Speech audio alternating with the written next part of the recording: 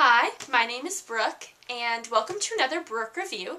So today I will be reviewing Inheritance by Christopher Paolini, the fourth book in the Inheritance cycle. The first three books were Aragon, Eldest, and Brazinger, and this is the final book of the cycle.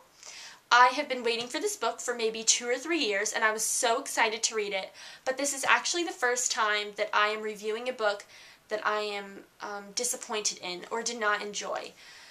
So I will explain myself, so please keep watching.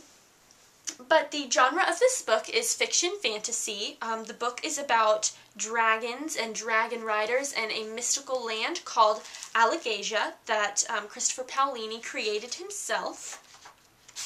So I am a huge Christopher Paolini fan, partly because when he was 15, he started this series and became an author, and that is really inspiring to me because if I haven't already mentioned in some of my earlier videos, I have written 3 books. So I just find his story to be really fascinating, and I was a huge fan until I had to wait several years for this final book to come out. And before I get into my pros and cons about the book and kind of explain to you why I'm a little disappointed, I'm going to read you the inside cover. It began with Aragon. It ends with Inheritance. Not so very long ago, Aragon, Shadeslayer, Dragon Rider, was nothing more than a poor farm boy and his dragon, Saphira, only a blue stone in the forest. Now the fate of an entire civilization rests on their shoulders. Long months of training and battle have brought victories and hope, but they have also brought heartbreaking loss. And still, the real battle lies ahead. They must confront Galbatorix. When they do, they will have to be strong enough to defeat him. And if they cannot, no one can. There will be no second chance. The rider and his dragon have come farther than anyone dared to imagine, but can they topple the evil king and restore justice to Allegasia? And if so, at what cost? So this final book is about the war between the Varden and Galbatorix, and at some point Aragon and Saphira will have to confront Galbatorix and come face to face with the man who has ruined millions of lives, who has killed thousands of people, also elves and dwarves, and the different races that live in Allegasia. So I was very, very pleased with the first book, with Aragon. I fell in love with this land that Christopher Paolini created. And as the series continued, I think I grew a little bit more and more disinterested. I felt like the series was a little bit too detailed. I love detail and I love elaboration and you know, I feel like at first Christopher Paolini sucked me into this world, but slowly because I had to wait so long between books, I would forget many of the major plot elements. And that's no fun when you have to pick up the next book and fall in love with the characters all over again. So that was difficult for me. I just felt like there was a lot that went into Aragon, and a lot of it I just couldn't keep up with. So by the time I got to this 4th book, I could hardly remember the things I loved about the characters.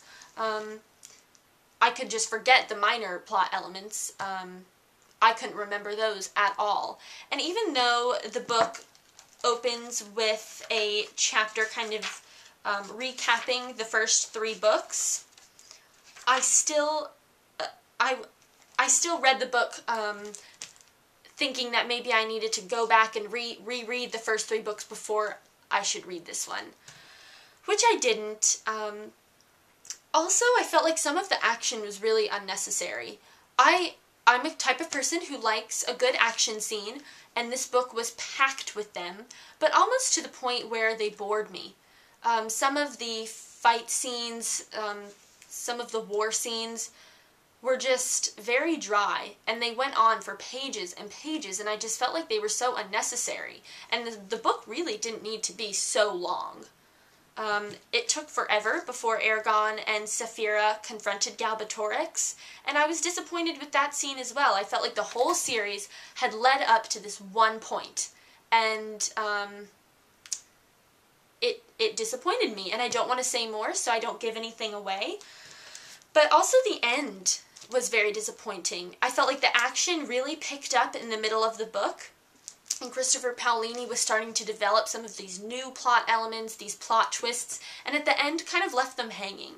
So I read in his acknowledgments at the back of the book that he might use the Land of Allegasia again in another series. So I don't know if maybe he left certain things open so that he could tie them up in a new series or continue using some of the same characters. I'm just not sure. But I was just very disappointed in what I thought was going to be the ultimate culmination of the series. So please comment and let me know how you felt about this book, if you've read it, about the series. So I really, really wanted to enjoy this book, and I did enjoy many parts of it, but overall I felt like a book this long really wasn't worth the time I spent reading it. I'm so much busier now in high school, so it's crazy. I don't have as much time to read anymore, and when I do read, I want it to be something that I really am engaged in. So that is my Brooke review on Inheritance. Please comment and let me know what you think. I'm doing my best to keep reading and to keep uploading as often as I can. So check out my blog, which is www.brookeharrison.com. I will link it in the bottom bar. But thanks for watching. Bye.